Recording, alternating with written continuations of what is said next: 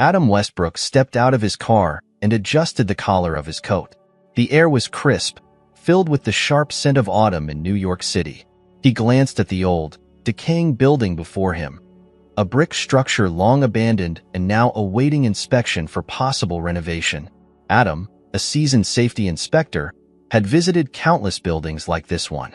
Each had its own story, filled with forgotten memories and silent echoes of the past. As Adam entered the building, the wooden floorboards creaked under his weight. His steps were cautious but confident, his flashlight slicing through the darkness. The building was silent, save for the faint rustle of leaves brushing against broken windows. Adam was nearly done with his inspection when he noticed a slight flicker of light in a distant corner. Confused, he turned toward it. Suddenly, a burst of orange flames erupted from the floor below, rapidly spreading up the stairwell. The heat was immediate, intense, suffocating. Panic hit Adam as he realized the fire had been smoldering unnoticed, likely ignited by a spark from a faulty wire. His heart pounded as the thick smoke began to fill the air. He rushed toward the nearest exit, but the hallway was already engulfed in flames. Adam tried to remain calm, but the situation was becoming increasingly dire. He covered his mouth with his sleeve and attempted to find a clearer path. As he struggled to breathe, a voice cut through the crackling fire, a young, desperate voice. "Hey, over here. This way." Adam spun around, his eyes stinging from the smoke. He could barely make out a silhouette through the haze. A young girl, no older than 16, her face smeared with soot and fear. She waved frantically, urging him to follow. "Come on. We have to go now," she yelled. Adam didn't hesitate. He ran toward her, his lungs burning. She led him through a narrow, barely visible passage, keeping her movements swift and sure despite the chaos around them. As they reached a small back window, the girl pulled out a piece of metal she had wedged under the frame to keep it open. "Go. I'll be right behind you," she urged. Adam crawled through the window, landing roughly on the ground outside. He turned back immediately, reaching out to help the girl. She scrambled through, landing beside him just as a thunderous crash signaled the collapse of part of the building behind them. They were both covered in soot, coughing violently from the smoke, but alive. Adam looked at the girl, his eyes wide with shock and gratitude. "You saved me. Thank you," she shrugged, trying to play down her bravery. "Just right place, right time, I guess." The fire trucks arrived soon after, their sirens wailing as firefighters rushed to contain the blaze. The girl looked uneasy, her eyes darting around as if she feared being noticed. "What's your name?" Adam asked, his voice hoarse from the smoke. "Emma," she said, her voice barely above a whisper. She glanced at the burning building, then back at Adam. I don't really have anywhere to go." Adam, despite the adrenaline and confusion of the moment, felt a strange sense of connection with Emma. He could see the vulnerability beneath her tough exterior, a reflection of someone who had endured more than a person her age should have. "Emma, if you need help, I can." "No," she interrupted quickly, shaking her head. "I'm fine." "Really?" But Adam could tell she wasn't fine. There was an edge to her voice, a desperation she couldn't hide. He watched as she backed away, unsure of what to say or do.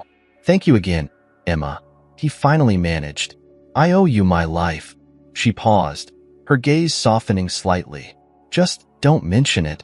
Then, before he could say anything else, she disappeared into the shadows, leaving Adam alone in the aftermath of the fire.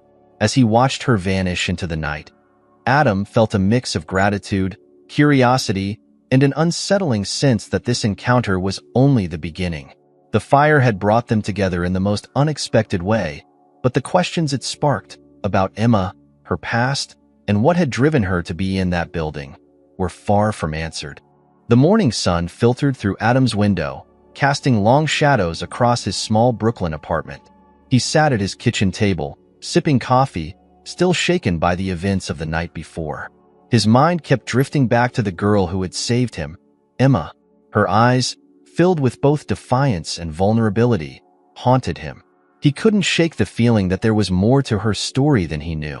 Adam's phone buzzed, interrupting his thoughts. It was the fire department, requesting a follow-up report on the incident. After a brief conversation, Adam decided to take a walk, hoping the crisp October air would clear his head. As he stepped out onto the bustling street, he found himself instinctively walking toward the neighborhood where he'd last seen Emma. Hours later, Adam was standing in front of a local shelter. A young volunteer greeted him with a warm smile. "Can I help you?" she asked. "I'm looking for someone," Adam said, feeling slightly awkward. "A girl named Emma. She saved me from the fire last night." The volunteer's expression shifted slightly, a mix of curiosity and skepticism. "Emma? We do have an Emma here, but she comes and goes. Hard to say where she might be right now." Adam's heart sank a bit, but he left his contact information, hoping she'd reach out. He turned to leave, but before he could step out of the shelter, a voice called from behind. "Hey, you." He turned and found Emma standing there, her clothes still stained with soot. Her face was drawn, but there was a guarded curiosity in her eyes. "You're persistent," she said, folding her arms across her chest. Adam raised his hands slightly, as if to show he meant no harm. "I just wanted to make sure you were okay. And to thank you again." Emma let out a small, dry laugh. "Well, now you've done that. So, what's next? You gonna try and be my hero?" Adam hesitated. "No, not a hero, but I do want to help. If you need it." For the first time, Emma's tough exterior seemed to falter a bit.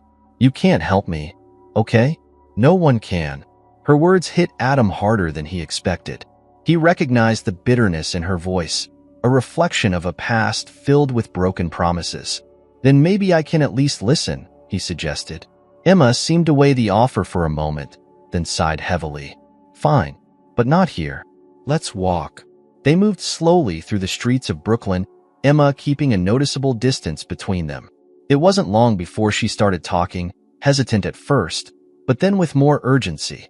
"After my mom died, I ended up in the system," she explained, her voice devoid of emotion. "Foster homes, shelters, the whole cycle. I ran away more times than I can count. I just couldn't take it." Adam listened carefully, sensing there was more to her story. "How long have you been on your own?" "Long enough," she replied curtly. Then, as if trying to change the subject, she added, "I'm staying at a temporary group home now, but they have rules." "A lot of them." Adam frowned. "Rules like what?" Emma hesitated, her face hardening again. "Like needing a legal guardian if I want to leave the place. I can't just walk out on my own, not until I'm 18. Something clicked in Adam's mind.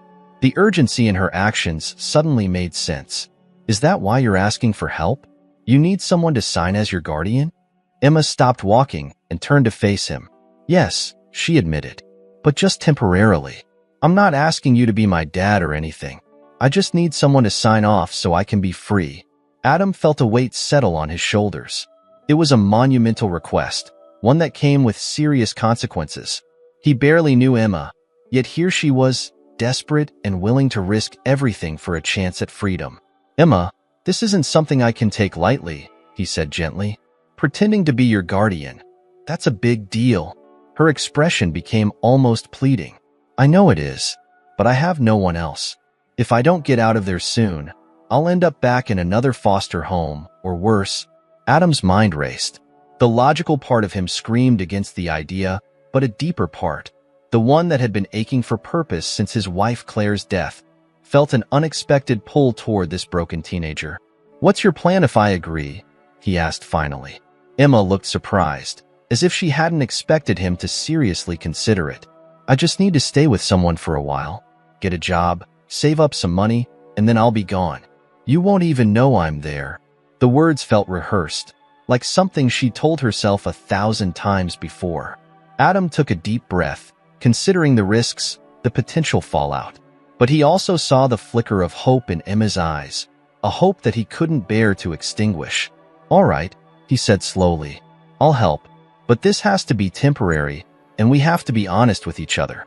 No more secrets." Emma nodded quickly, her relief palpable. "Deal. And thank you, Adam. You have no idea what this means to me." As they stood in the middle of the busy sidewalk, the world seemed to blur around them. For the first time since the fire, Adam felt a sense of purpose. The girl he had met in the flames was now part of his life in a way he never could have imagined, and the bond they were forming, however unlikely, was as real as the dangers they were about to face. Adam paced back and forth in his living room, his mind wrestling with doubts. Emma was in his spare bedroom, silent as a ghost. The makeshift plan to become her guardian felt reckless, but he couldn't deny the urgency he saw in her eyes. It was like she was running out of time, and now, so was he. His phone buzzed on the table. It was a text from his lawyer friend, Sarah. He had reached out to her for advice, explaining only that he was helping a teenager in need. "This is risky, Adam," the text read, "but if it's temporary and you both agree, it's legal, just not ideal. Be careful." Emma emerged from the room, her face unreadable. "What's next?" she asked. Adam looked up, a bit startled. "Tomorrow, we'll have to go through some paperwork for the temporary guardianship," he said. "It might take a few days to be approved, though." She nodded, her expression tight. "Okay." Adam noticed the necklace around her neck for the first time. A thin silver chain with a small, heart-shaped locket. It swung gently as she shifted her weight from one foot to the other, almost as if it carried the weight of her past. His gaze lingered for a moment longer, and then a sudden realization hit him like a punch to the gut. It looked exactly like the one Claire, his late wife, used to wear. His heart pounded as he struggled to keep his voice steady. "That necklace. Where did you get it?" Emma's eyes narrowed suspiciously, her hand instinctively reaching up to touch it. "This?" she asked, as if caught off guard by the question. "I've had it for as long as I can remember." The air seemed to grow colder in the room. Adam's mind raced back to when he had first seen that locket on Claire, years before her disappearance. Inside, it held a small, faded photograph of the two of them, taken during happier days. "Can I see it?" Adam asked, trying to sound casual. Emma hesitated, her fingers closing around the locket protectively. "Why?" "It just looks familiar," he said carefully, unsure of how much to reveal. "My wife had one just like it." Emma studied his face for a moment, then seemed to reach a decision. She unclasped the necklace and handed it to him, her eyes never leaving his. Adam's hands trembled as he opened the locket. Inside was a tiny black and white photo of a young couple, him and Claire, smiling widely. His breath caught in his throat, and a deep ache spread through his chest. "Where did you get this?" he asked, his voice barely a whisper. Emma's eyes were wide, confused. "I don't know. I've just always had it," she insisted. "It was in my things when I was a kid. No one ever told me where it came from." Adam's mind reeled. This was beyond coincidence. Could Emma somehow be connected to Claire? Could she be a missing piece of a puzzle he never knew existed? The question swirled, but Emma's eyes were pleading now, desperate for an explanation that Adam didn't have. "I need to know more," he said, his voice firmer. "I need to know everything you can remember." Emma seemed to shrink a little under his gaze. "I've told you everything I know," she said, her voice breaking. "I don't even remember my real parents. Just foster homes in different places." "That's it." Adam closed the locket and handed it back to her. "I believe you," he said, his tone softer now. "But this changes things. We need to figure out how you got that locket. It could be important." Emma looked at him, vulnerability flashing in her eyes for the first time. "Do you think it could mean something about my family?" Adam didn't have an answer. All he knew was that the past he had tried so hard to move on from had come crashing back in the form of this young girl standing before him. "Maybe," he said finally, "maybe it's the key to finding out more about who you really are." The silence that followed was heavy, filled with unspoken fears and uncharted territory. But one thing was clear to both of them. They were now bound by more than just the temporary guardianship. There was a mystery between them, one that neither could walk away from. Adam cleared his throat, breaking the tension. "Let's get some sleep. Tomorrow will be a long day." Emma nodded, holding the locket close to her chest as she turned to head back to her room. Adam watched her go, the weight of the past pressing down harder than ever before. As the night settled over the city, Adam sat by the window, staring out into the darkness. He had thought that helping Emma would be a way to honor Claire's memory, a simple act of kindness to fill the void she had left behind. But now, With Emma's connection to Claire's locket, everything was more complicated than he could have imagined. And somewhere deep inside, he felt a faint, stubborn hope. Hope that the truth, whatever it was, might be worth the risk he was taking. The following morning, Adam awoke to the sound of muffled voices outside his apartment window. The street below was alive with the usual sounds of a Brooklyn morning. Honking horns, the clatter of delivery trucks, and people hurrying along the sidewalks. But inside, the air was heavy with the weight of unanswered questions.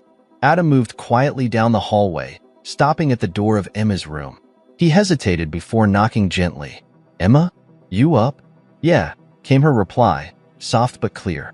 He found her sitting on the edge of the bed, already dressed, clutching the silver locket in her hand as if it were a lifeline. The sight stirred something deep in Adam, a mix of protectiveness and uncertainty. "Ready to go?" he asked, trying to sound upbeat. Emma nodded, though her expression remained wary. "What's the plan?"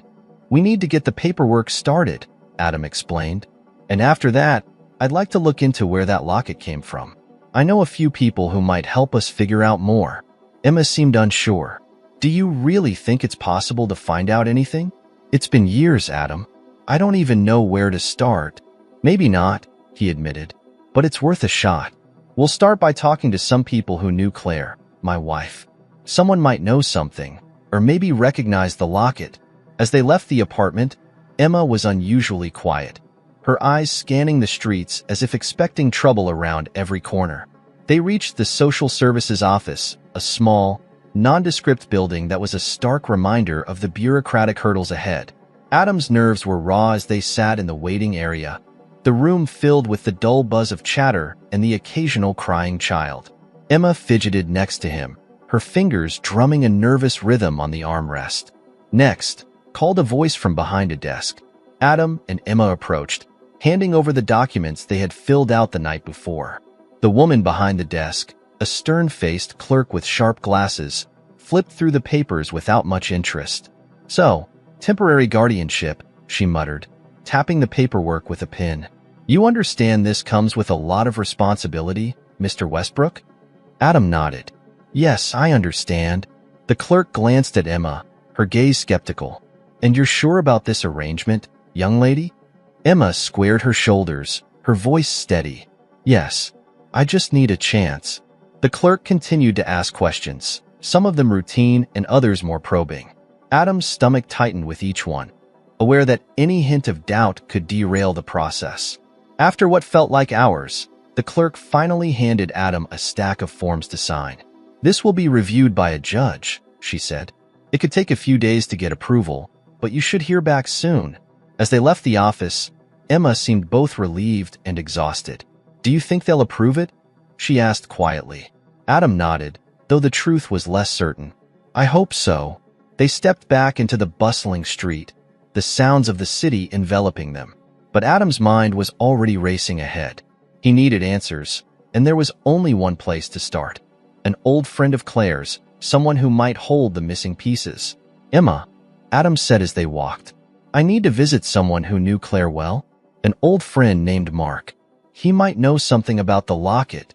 Emma's expression was hard to read. "Why do you trust him?" Adam thought for a moment. "Because Mark was like family. If anyone knows something, it's him."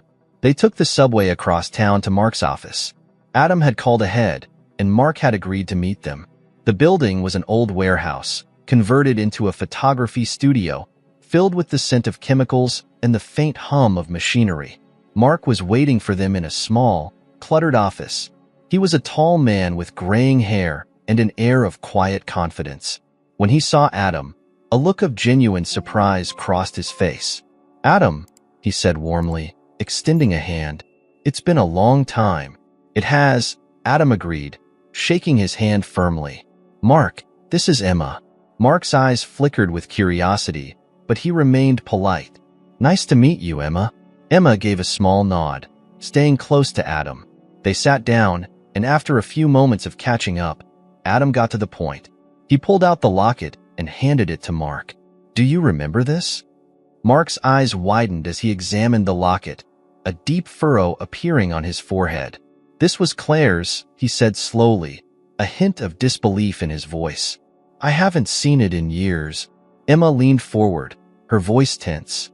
How did you know Claire? Mark hesitated, choosing his words carefully.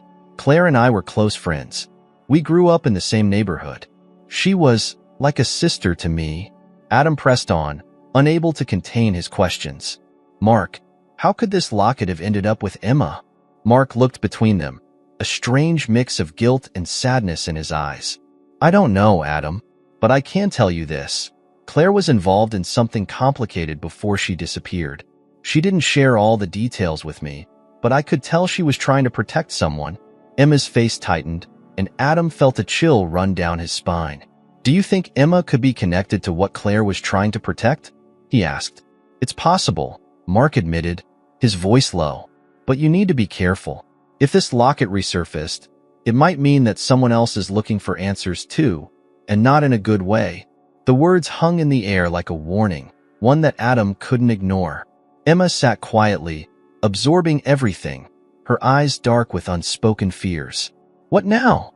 She asked, her voice barely audible. Adam took a deep breath. We keep looking.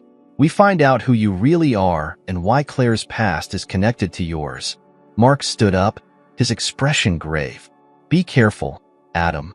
Claire's disappearance was never fully explained, and if you're digging into it now, you might not like what you find. Adam nodded, knowing that the search for the truth had only just begun. As they left the office, he couldn't shake the feeling that they were being watched, that every step they took was being followed by eyes hidden in the shadows. Emma walked beside him, her expression hardened by determination. They had come too far to turn back now, and Adam knew that whatever secrets awaited, he was in this, fully and completely, until the end. The weight of Mark's warning lingered as Adam and Emma returned to his apartment. Emma seemed lost in thought, her gaze distant as they climbed the stairs to the front door. Adam couldn't shake the unease that had settled over him. He had expected answers from Mark, but all he got were more questions. Inside, the apartment was filled with a tense silence. Emma sat at the kitchen table, tracing her fingers over the locket absent-mindedly.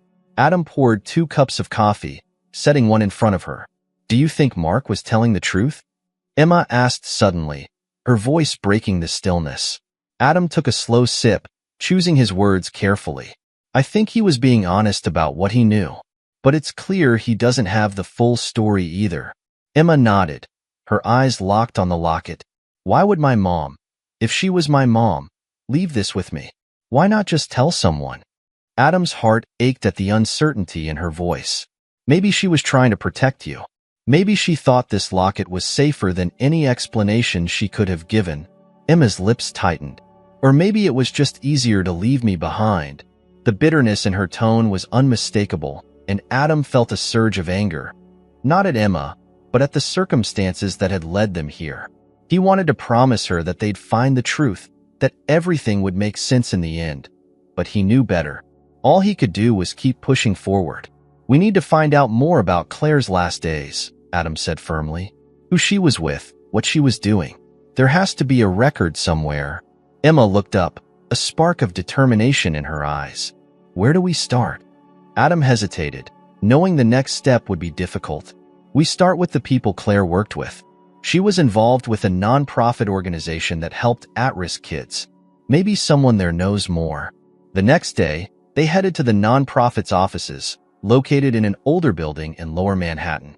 The organization, still operating but under new leadership, was focused on helping young people get back on their feet. An irony not lost on Adam as he and Emma walked inside. A receptionist greeted them with a practiced smile. Can I help you? Adam introduced himself and explained that he was looking for information about Claire, a former employee. The receptionist's expression changed slightly, her smile fading. Claire Westbrook? I remember her, she said, but it's been years since she worked here. Why are you asking about her now? It's a personal matter, Adam replied, choosing his words carefully. We believe she might have been involved in something important before she disappeared, and we're trying to piece together what happened. The receptionist seemed unsure, but eventually nodded. I'll see if anyone here knew her well enough to help. After a few minutes, a middle-aged man with salt and pepper hair approached them. His name was Greg, one of the senior staff members who had been around since Claire's time. "You're asking about Claire?" Greg said, his voice tinged with curiosity. "I haven't heard that name in a while." Adam got straight to the point. "We need to know about Claire's last days here. Did she mention anything unusual? Anyone she was worried about?" Greg leaned against the counter, his face thoughtful. "Claire was one of the most dedicated people we had. She was passionate, but also secretive at times. I do remember she became withdrawn toward the end. She kept talking about something she needed to fix before it was too late." Emma leaned in, eager for more. "Did she ever mention me? Or a child she was trying to protect?" Greg shook his head slowly. "No, she never mentioned a child specifically, but I do remember she started receiving strange phone calls. She would leave the office to take them, and when she came back, she looked shaken." Adam's mind raced. "Do you have any idea who was calling her?" Greg's expression darkened. "No, but I know she was scared. I overheard her once. She said something about being watched, about how they couldn't find her or the girl. I assumed it was related to her work, but now I'm not so sure." Emma's face was pale, her hands clenched into fists. "Could it have been me she was talking about?" Greg's gaze softened. "It's possible, but whatever she was involved in, it was dangerous. She disappeared not long after those phone calls started." Emma looked at Adam, her eyes wide with a mix of fear and hope. "What does this mean?" "It means Claire was trying to protect you," Adam said quietly. "And whatever she was running from, it's probably still out there." As they left the nonprofit, Adam's mind was racing. The pieces were starting to fit together, but there were still too many gaps. He knew they needed more information, more leads, something concrete to follow. But as they stepped onto the street, Adam felt a prickling sensation at the back of his neck. He turned, scanning the sidewalk behind them, but saw nothing out of the ordinary. "What is it?" Emma asked, sensing his unease. Adam shook his head. "I don't know. Just a feeling."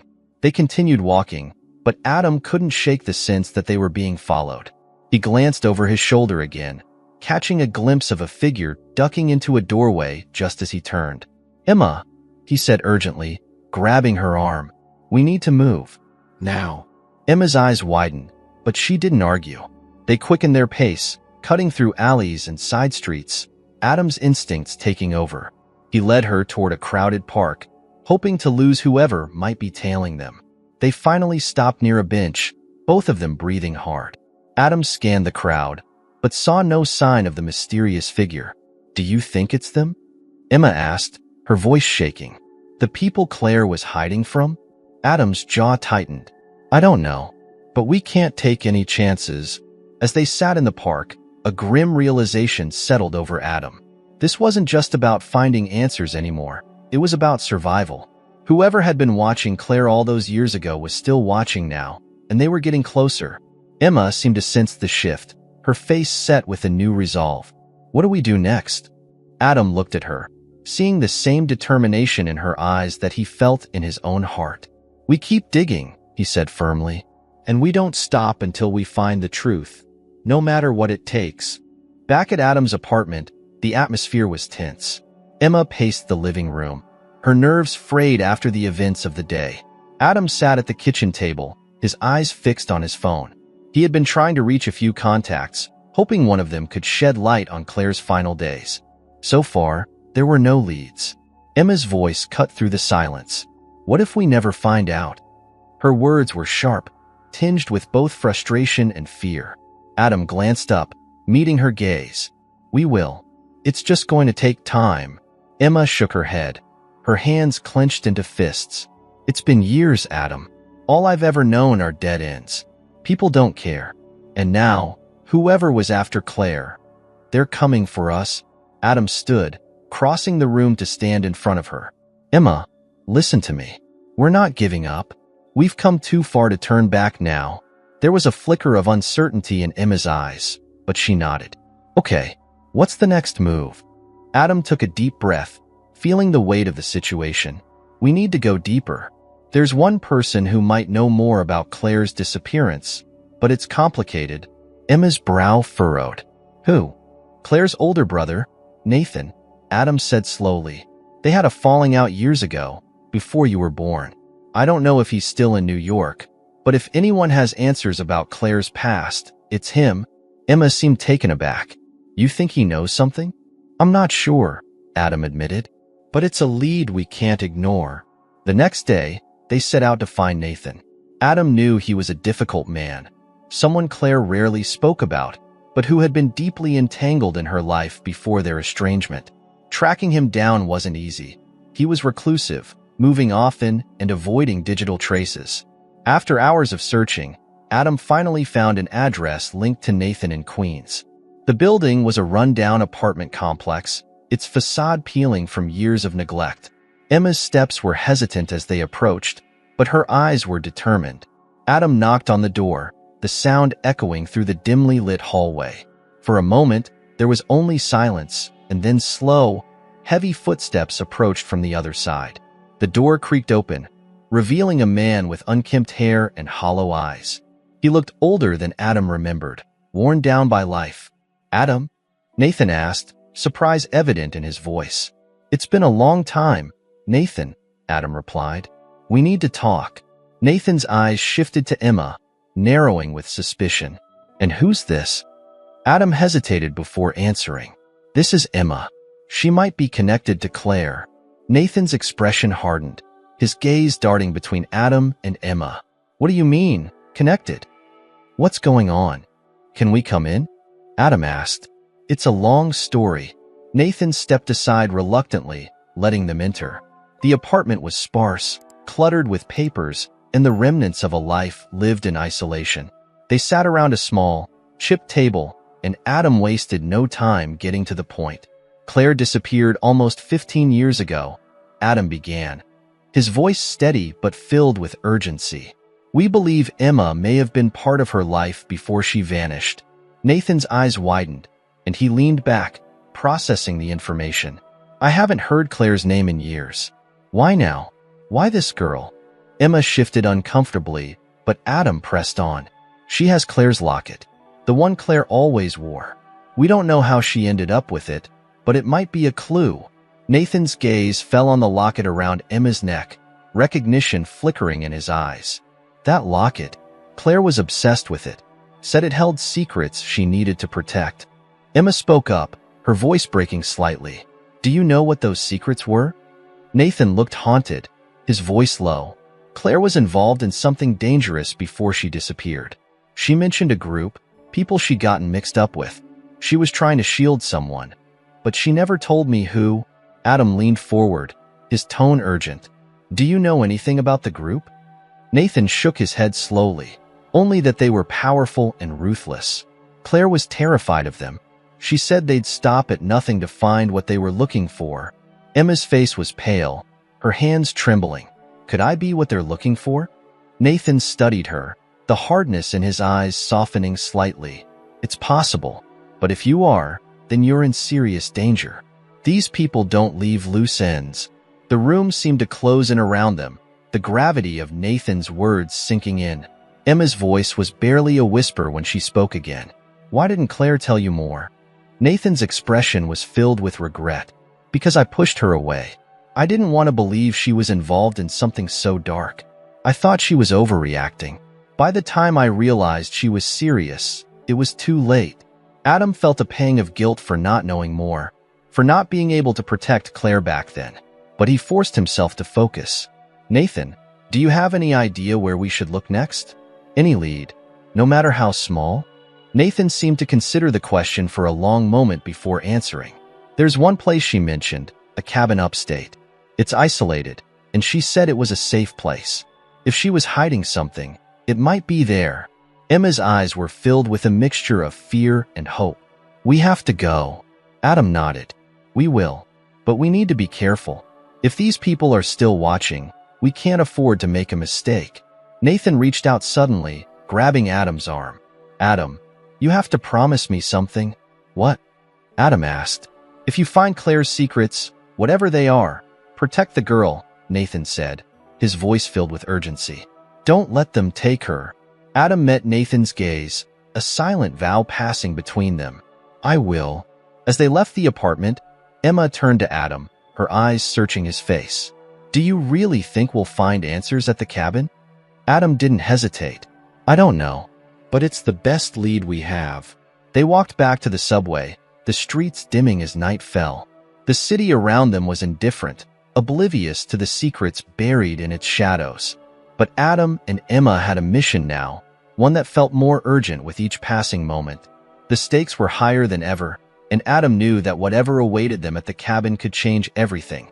Possibly even reveal the truth about who Emma really was, and why Claire had risked everything to protect her. The drive to the cabin was long and filled with tension. Adam kept his eyes on the road, the headlights cutting through the dark, winding roads that led them north of the city. Emma sat beside him, silent and lost in thought. The air was heavy with anticipation and an unspoken fear of what they might uncover. As the car ascended the rugged terrain, the trees thickened, becoming dense shadows against the night sky. The cabin finally came into view, a small, weathered structure tucked away from the world. It was surrounded by overgrown grass and a stillness that seemed almost unnatural. Adam parked the car, turning off the engine but keeping his hands on the steering wheel for a moment longer. "Are you ready?" he asked, glancing over at Emma. Emma took a deep breath, her face pale but determined. "I think so." They stepped out into the chilly night, their breath visible in the cold air. Adam grabbed a flashlight from the trunk and led the way toward the cabin, the gravel crunching under their feet. The wooden steps creaked as they approached the front door, its paint peeling from years of neglect. Adam tried the doorknob, but it was locked. He rummaged through his jacket pocket and pulled out a set of old keys Nathan had given him. One of them fit, and the door creaked open, revealing a dark interior that smelled faintly of mildew and dust. Inside, the cabin was simple, bare wooden walls, a small kitchen area, and a single bedroom. Everything was covered in a thin layer of dust, as if untouched for years. Adam's flashlight beam swept across the room, revealing old furniture and a few scattered papers on a small table. "Start looking for anything that might be hidden," Adam instructed. "Loose floorboards, hollow walls, anything?" Emma nodded, and they began their search. Adam focused on the main room, tapping on walls and checking beneath the floorboards. Emma moved to the bedroom, feeling along the walls, her fingers searching for anything unusual. After nearly an hour of searching, Emma's voice broke the silence. "Adam, I think I found something." Adam rushed into the bedroom, finding Emma crouched near a section of the wall. She had peeled back part of the wallpaper, revealing a small, concealed panel. Adam's heart raced as he helped pry it open, revealing a narrow compartment inside the wall. Emma reached in and pulled out a small metal box, its surface rusted and dented. It was locked, but Adam noticed it had a simple latch. "Let's open it," Emma urged, her voice filled with a mix of fear and hope. Adam unlatched the box, his hands trembling slightly. Inside, they found a collection of old documents, photographs, and a worn leather journal. The photographs were faded but still recognizable, images of Claire with a young girl who bore a striking resemblance to Emma. There was no mistaking it. The girl in the photos was Emma as a toddler. Emma's eyes filled with tears as she looked at the photos. "That's me," she whispered, her voice cracking. "Claire was my mother." The realization hit Adam like a punch to the gut. Claire had been hiding Emma, protecting her from a danger that was now painfully real. "Emma," he said, trying to keep his voice steady. "This means you're her daughter. Everything she did was to protect you." Emma's eyes were red, her hands shaking as she clutched the photographs. "But why didn't she tell anyone? Why did she leave me?" Adam sifted through the other papers, searching for more clues. The documents were a mix of legal forms, correspondence, and scribbled notes, all hinting at a broader conspiracy. One note, in particular, caught his attention. "They know about her. They will try to find her. I have to keep her safe, no matter the cost." Claire's handwriting was unmistakable. Adam's mind raced, trying to piece everything together. Whoever had been after Claire was now after Emma, and the stakes were higher than ever. Suddenly, there was a sound outside, faint footsteps crunching on the gravel. Adam froze, his instincts kicking in. "Emma," he whispered urgently. "We're not alone." Emma's face turned pale, her body tense with fear. "What do we do?" "Stay behind me," Adam instructed, moving quickly to close the hidden panel and stuff the papers back into the box. He grabbed a rusty fire poker from the fireplace, his grip tight as he motioned for Emma to move toward the back of the cabin. The footsteps grew louder, and Adam's heart pounded in his chest. He could hear voices now, muffled but clearly approaching. "They might be inside already," one voice said. Emma's breathing was ragged, her eyes wide with terror. Adam crouched low, motioning for her to do the same. "Stay quiet," he mouthed. The front door creaked open, and two shadowy figures stepped inside. They moved with caution, their flashlights sweeping across the room. Adam tightened his grip on the fire poker, knowing they had no other option but to hide until the intruders left, or to fight if it came to that. The men were speaking in hushed tones. "The girl might be here," one of them said, his voice cold and detached. "Search everything," the other replied. Emma's hand found Adam's, her fingers trembling. He squeezed her hand gently, trying to convey a sense of calm he didn't truly feel. The intruders began to rummage through the cabin, checking drawers and overturning furniture. Adam felt the walls closing in around them, every sound amplified by the silence of the cabin. One of the men approached the bedroom, his footsteps heavy on the wooden floorboards. Adam readied himself, muscles tensed, prepared to strike if necessary. But before the man could reach their hiding spot, a loud, unexpected noise came from outside. A car horn, followed by the sound of screeching tires. The intruders hesitated, clearly caught off guard. "Let's go," one of them urged. "We'll come back." The men rushed out of the cabin, and Adam could hear the faint sound of their vehicle speeding away into the night. Emma collapsed onto the floor, tears streaming down her face. "They were here. They were looking for me." Adam pulled her close, his own heart still pounding. "I know, but we're going to figure this out, Emma. I promise." They sat there for a long moment, the danger they had narrowly escaped still lingering in the air. "We have to leave," Adam said finally. "It's not safe here anymore." Emma nodded, her face pale but determined. "Where do we go now?" Adam glanced at the documents they had found, the pieces of Claire's past that had now become their present. "We keep moving," he said, his voice filled with resolve. "And we don't stop until we know everything." Emma's eyes held a new determination. "Then let's go." As they left the cabin, the darkness around them felt more menacing than ever. But Adam knew one thing for certain. The truth was within reach now, and they were ready to face whatever came next. They drove through the night, putting as much distance as possible between themselves and the cabin. The rural roads were dark and winding, and Adam had to fight against the fatigue that clung to him. Emma sat silently in the passenger seat, clutching the metal box tightly against her chest, as if it were the only thing tethering her to reality. "Where are we going?" she finally asked, her voice barely audible. Adam glanced over, his face set with determination. "We're heading back to the city. I know someone who might be able to help us make sense of these documents." "Who?" Emma's eyes were wary, as if she had learned not to trust promises of safety. "His name is Frank Moreno," Adam explained. "He's a former investigator I used to work with. If anyone can connect the dots, it's him." The drive felt endless, but they reached New York just as the first light of dawn broke over the skyline. They parked near Frank's office, a small, dimly lit space tucked between a bakery and an old bookstore. Adam rapped on the metal door, hoping that Frank was still keeping odd hours as he always had. After a few moments, the door creaked open to reveal a stocky man with graying hair and sharp eyes that seemed to miss nothing. He looked both surprised and concerned when he saw Adam. "Westbrook," Frank said, his voice gruff. "What the hell brings you here at this hour?" "It's complicated," Adam replied quickly. "I need your help, Frank." "It's urgent." Frank's gaze shifted to Emma, taking in her disheveled appearance. "Who's the kid?" "Long story," Adam answered. "But she's why I'm here." Frank stepped aside, motioning them in. "Come on then.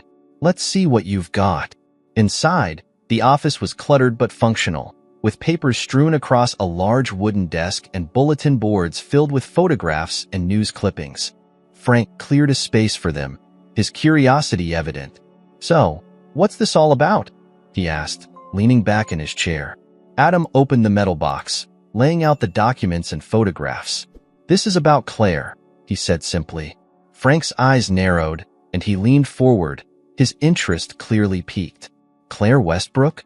Your wife?" "Yes," Adam confirmed. "These papers might be connected to why she disappeared." "And to Emma." Frank studied the papers carefully, his eyes darting from one document to the next. "Some of these are official-looking, government forms, even. Others are handwritten notes, but it's clear she was documenting something, or someone." Emma watched him intently, her face a mix of hope and fear. "Do you think we can find out who was after her?" Frank looked up, his expression serious.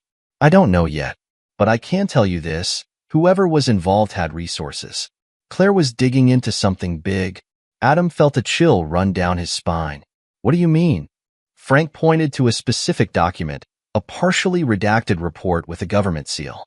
"This is from a covert surveillance operation. It suggests that Claire was being monitored, possibly by a private agency contracted by the government." Emma's eyes widened. "But why? What did they want?" Frank shook his head. "It's hard to say from just these documents, but it's clear that Claire was on their radar, and they saw her as a threat." Adam's jaw tightened. "She wasn't a threat. She was trying to protect Emma." Frank nodded slowly. "I believe you. But in their eyes, anyone hiding secrets becomes a liability." Emma's voice broke through the tension. "What about me? Am I still in danger?" Frank's gaze softened. "If they were after you then, there's a good chance they're still interested now. You need to be extremely careful." Emma's face paled, and she glanced at Adam, as if seeking reassurance. Adam placed a hand on her shoulder, his voice steady. "We'll keep moving, but we need to understand what we're dealing with first." Frank rubbed his chin thoughtfully. "There might be a way to track down more information, but it won't be easy. I have contacts in the intelligence community who owe me favors, but it'll take time." "How much time?" Adam pressed. "A few days at least," Frank said. "But there's something else you need to consider." Adam braced himself. "What is it?" Frank's expression turned grave. "If you dig too deep, you might attract their attention again. If they find out you're still looking, it could put both of you in more danger." Adam's mind raced. The choice was clear but daunting. Keep digging and risk everything, or walk away and leave the past buried. But he knew he couldn't abandon the search now, not with Emma's life hanging in the balance. "We don't have a choice, Frank," he said finally. "We have to keep going." Frank nodded, respect in his eyes. "I figured you'd say that. Just be ready for whatever comes next." Emma and Adam left the office feeling both reassured and anxious. They knew they had allies, but they also knew they were running out of time. The city felt colder, its streets more menacing as they walked back to the car. As they approached the vehicle, Adam's instincts flared. He noticed a dark sedan parked across the street, its windows tinted. He reached for Emma's arm, pulling her closer. "Don't look," he whispered. "But I think we're being watched." Emma's body tensed, her eyes darting around. "What do we do?" "Stay calm," Adam instructed. "We'll drive, but take a different route. If they follow, we'll know for sure." They got into the car, Adam starting the engine with a forced sense of calm. He pulled away from the curb, taking a winding path through the back streets, watching the rearview mirror closely. The dark sedan followed, maintaining a careful distance. "It's them," Emma whispered, her voice filled with dread. "They found us." Adam's mind raced. He needed to lose them, but he couldn't risk a confrontation. He accelerated, weaving through traffic, trying to stay unpredictable. "They're not giving up," Emma said, her voice cracking with fear. Adam's eyes were focused, adrenaline flooding his veins. "Hold on, Emma. I've got an idea." He took a sudden turn into a narrow alley, the sedan hesitating before following. At the end of the alley, Adam spotted a small service road leading to a construction site. He sped toward it, swerving around barricades and piles of debris. The sedan was still behind them, but its driver seemed hesitant, unsure of the uneven terrain. Adam saw his chance and took it. He turned sharply, the car skidding across the gravel before disappearing behind a row of stacked shipping containers.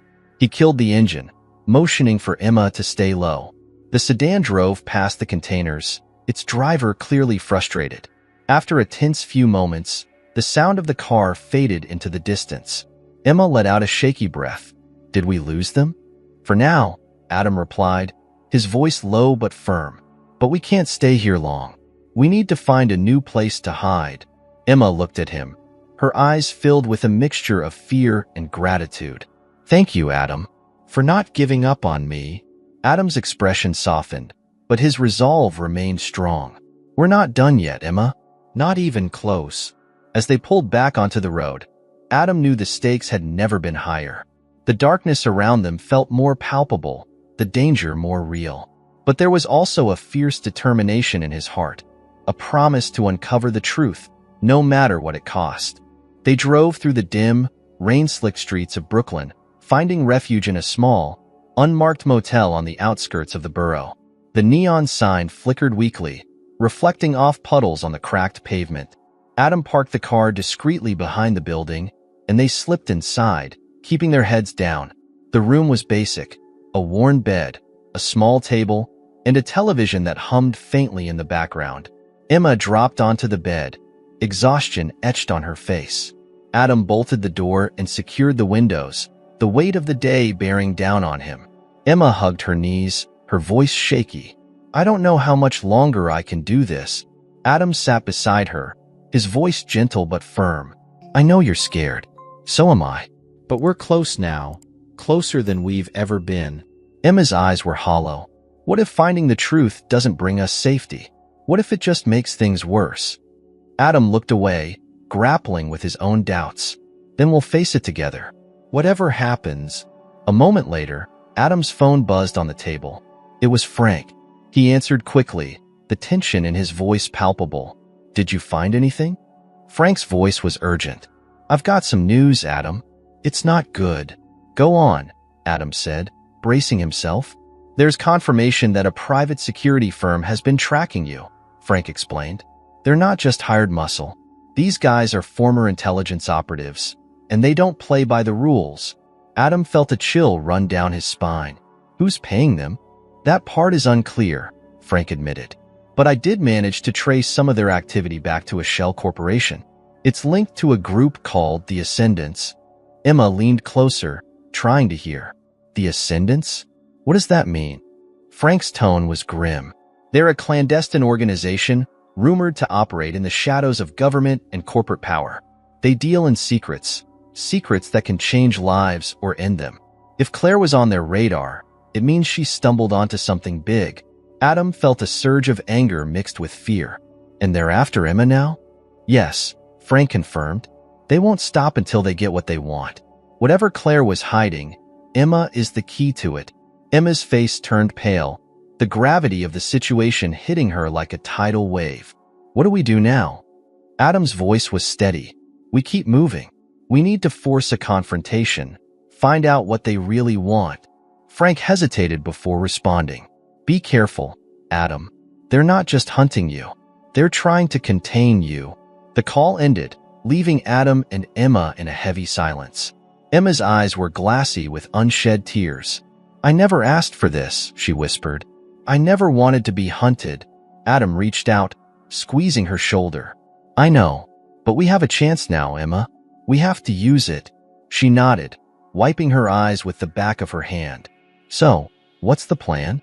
Adam's mind raced, formulating a strategy. We need leverage. Something that forces them to come to us on our terms. Emma looked puzzled. Leverage? Like what?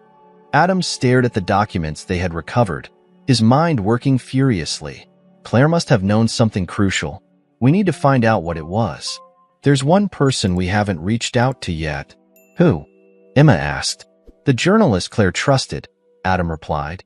His name is Daniel Reyes. She mentioned him once, said he was someone who could help if things went bad. Emma frowned, uncertainty crossing her face. Can we trust him? We have to, Adam said firmly. If he was working with Claire, he might have information we need. The next morning, they set out to find Daniel. Adam had managed to track down his current location, an office in the basement of an old newspaper building in Manhattan. It was a forgotten space, the kind where secrets thrived. When they arrived, Daniel was exactly as Adam remembered from Claire's brief description. sharp eyes, rumpled clothes, and an air of disheveled brilliance. He looked up as they entered, clearly startled by their sudden appearance. "Who are you?" he asked, his voice tinged with suspicion. Adam stepped forward. "I'm Adam Westbrook. This is Emma. We're here about Claire." Daniel's eyes widened with recognition. "Claire Westbrook? You knew her?" "She was my wife," Adam said, his voice heavy with emotion. "And Emma is her daughter." Daniel's face hardened, as if weighing the truth of their words. "I haven't heard about Claire in years. What's going on?" Adam quickly explained everything. The documents, the pursuit by the ascendants, and the danger Emma was facing. Daniel listened intently, his expression shifting from surprise to understanding. "Claire came to me once," Daniel said finally. "She was desperate. She had uncovered evidence of a covert operation, something tied to child trafficking and illegal adoptions. She said it reached high levels of power, and she needed my help to expose it." Emma's voice broke through the growing tension. "Was I one of those children?" Daniel looked at her with sympathy. Claire never said for sure, but she hinted that she was protecting a child. "If you're that child, it explains why they're after you." Adam's jaw tightened. "Do you have any evidence left from your investigation with Claire?" Daniel nodded slowly. "I have a hard drive she gave me. It's encrypted, and I couldn't crack it. But I always kept it safe, hoping someone would come looking for it." Emma's eyes lit up with a mix of hope and fear. "Where is it?" Daniel reached into a drawer and pulled out a small, black device. "Here. If this drive contains what Claire claimed, it could be the key to everything." Adam took the drive, a sense of determination settling over him. "We need to decrypt this. It's our only chance to expose the truth and stop them." Daniel's expression was serious. "Be careful. If the ascendants know you have this, they'll stop at nothing to get it back." "We know," Adam said, his voice resolute. "But it's a risk we have to take." They left Daniel's office with the drive, feeling the weight of what it could mean. It was a potential weapon, one that could turn the tide in their favor, or put them in even greater danger. Emma clutched the locket around her neck, her eyes full of steely resolve. "This is for her, isn't it? For Claire?" Adam nodded, his voice steady. "For Claire, and for you. We end this, Emma. No more running." As they drove away, Adam knew the final confrontation was inevitable. They were no longer just searching for answers. They were seeking justice, not only for Claire but for Emma, whose entire life had been shrouded in lies. The battle ahead would be fierce, but they were ready. For the first time, Adam felt a glimmer of hope. The darkness that had haunted them was now within reach, and they were prepared to face it head-on. The final confrontation was set for that night. Adam and Emma had no choice but to act swiftly. The hard drive Daniel had given them contained encrypted files that hinted at the operations of the ascendants, but they needed to decrypt it to expose the full scope of the conspiracy. Adam knew just where to go. An old contact from his past, Marcus, a reformed hacker who now specialized in digital security.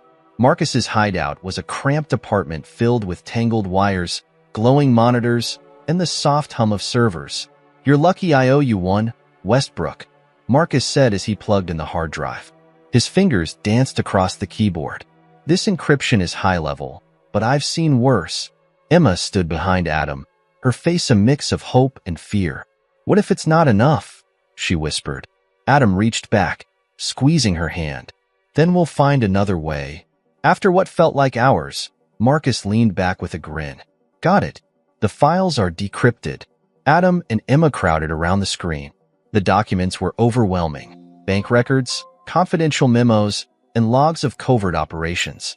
Emma's hands trembled as she read through the files. They detailed illegal adoptions, trafficking networks, and a list of children who had disappeared under mysterious circumstances. One file, in particular, caught Adam's attention. It was labeled Project Phoenix. "Phoenix?" Emma asked, her voice barely a whisper. Adam's eyes scanned the text. It was an operation to acquire infants for high-paying clients. It was all covered up under layers of bureaucracy, with Claire working to expose it. Emma's face hardened. "This is it, isn't it? This is why they wanted her gone." But one detail stood out among the rest, a specific case labeled as Subject 54. It included a photo of a baby, Emma, identified by the birthmark on her shoulder. Emma was part of Project Phoenix, stolen at birth and later hidden by Claire to protect her from the Ascendants. Adam's voice was hoarse as he turned to Emma. Claire risked everything to save you. She couldn't let them take you. Tears streamed down Emma's face, a mix of grief, anger, and vindication. She gave up her life. For me, just then, Marcus's phone buzzed, and his expression turned serious. You've got company, Adam. I just caught a signal ping. They traced the hard drive here. Adam's jaw tightened. How long do we have? Marcus glanced at his monitors. 5, maybe 10 minutes. You need to go. Emma's eyes widened in panic. Where? They'll find us. Adam's mind raced, but he was out of options. He knew they couldn't run forever. We can't run this time, he said firmly. We have to confront them. Marcus handed Adam a USB stick. Here, take the decrypted files. I've already uploaded them to a secure server with instructions to release everything if something happens to you. Adam took the USB stick, feeling its weight in his hand. It was the key to everything, a weapon against the Ascendants. Let's end this, Emma said, her voice filled with determination. They stepped out into the cold night, prepared for whatever came next. The dark sedan from before pulled up swiftly, blocking their exit. 4 men in dark suits emerged, their faces expressionless and cold. One of the men stepped forward, his voice calm but menacing. Mr. Westbrook, miss, you have something that belongs to us. Adam stood his ground. No, you have something that belongs to her. The truth. The man's eyes narrowed. Hand over the drive, and we can end this without bloodshed. Adam shook his head. The drive has already been uploaded. If anything happens to us, the whole world will know about Project Phoenix. The man's jaw tightened, but he kept his composure. You've made a dangerous mistake, Mr. Westbrook. Emma stepped forward, her voice strong despite the fear. The mistake was thinking you could keep this secret forever. You destroyed my family, but you won't take away what Claire fought for. The men glanced at each other, realizing the leverage had shifted. The leader's face twisted with barely concealed rage. You have no idea who you're dealing with. Adam's voice was low but unwavering. Neither do you. Suddenly, the sound of police sirens pierced the air. Marcus had called them as a last resort. The men turned, caught off guard. In the confusion, Adam grabbed Emma's hand and pulled her behind a parked car for cover. The standoff was intense. Agents of the Ascendants, now fully exposed, were surrounded by officers who had been tipped off by the files Marcus uploaded. The leader of the men sneered, realizing the game was up. This isn't over, he spat. Adam's eyes were cold. It is for you. The police closed in, and Adam and Emma emerged from their cover, finally feeling a sense of safety. The Ascendants operatives were taken into custody, but Adam knew this was only the beginning of the fallout. Emma's shoulders sagged with exhaustion and relief. Is it really over? Adam pulled her into a hug, his voice filled with both pain and hope. Not over, but the worst is behind us. Claire's fight is finished. Now it's time for yours. A few days later, Adam and Emma stood at Claire's grave, the city quiet and calm around them. Emma knelt down, placing the locket on the headstone. I found her, Emma whispered. I found you. Adam stood beside her, his voice steady. She would be proud of you, Emma. You were her strength. Emma's tears flowed freely, but there was a sense of peace in her expression. She saved me, and so did you. Adam shook his head slowly.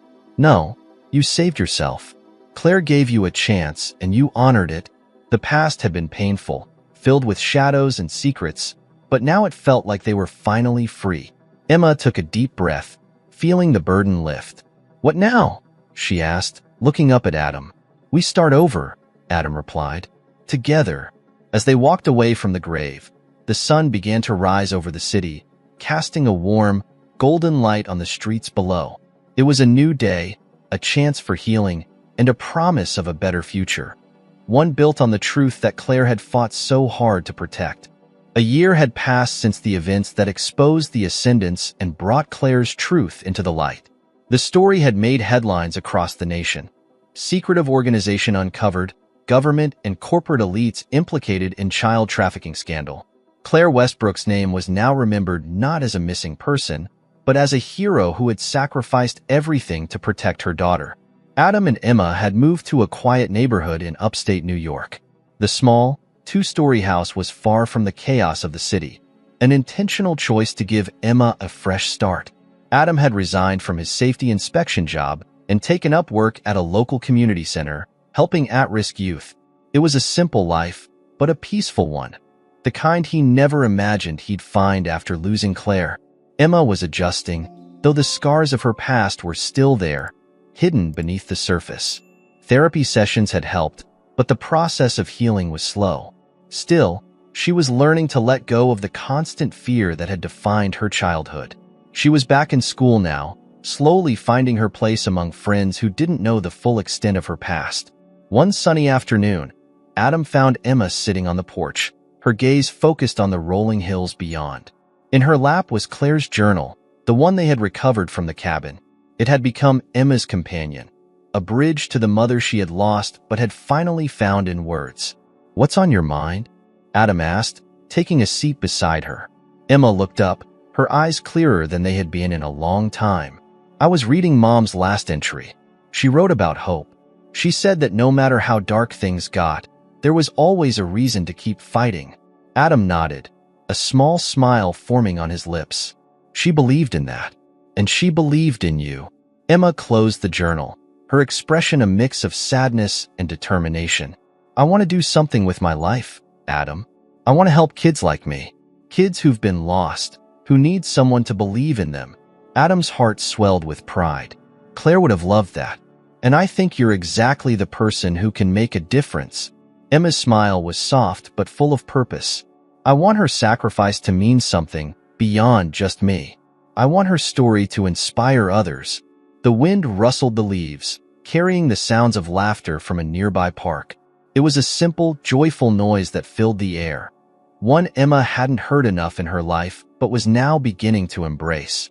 As the sun dipped lower, Adam and Emma sat quietly, watching the world unfold before them. There was no rush, no urgent need to run or hide. The past had been brutal, but it had also led them here, to this moment, to this peace. "Do you think she's watching us?" Emma asked suddenly, her voice soft.